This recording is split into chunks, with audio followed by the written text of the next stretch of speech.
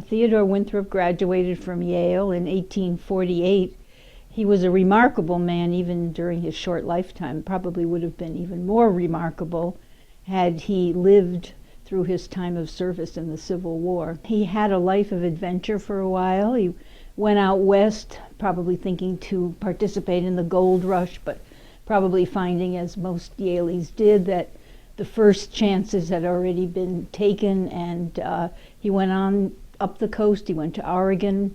He explored Oregon and eventually made his way back on horseback, all alone across the entire country, wrote a book about it, later participated in an expedition going across the Isthmus of Panama, did many exciting things, and when Fort Sumter was fired upon, he immediately joined the Northern cause.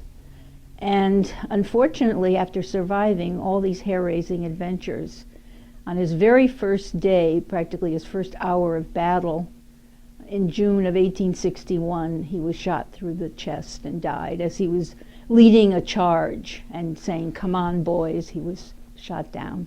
Well, he definitely was an abolitionist, as were most of the Yale students at that time. He came from a distinguished background, actually a descendant of John Winthrop. He was descended from 6 Yale presidents, including the president of Yale during his time at Yale, Theodore Dwight Woolsey, and so was the kind who would follow his principles wherever they took him, as he already had done. His body was reclaimed by his brother on the battlefield, and it was given really like a funeral train that carried him back. It stopped first in New York, where he was honored, somewhat almost like a small version of what happened to President Lincoln.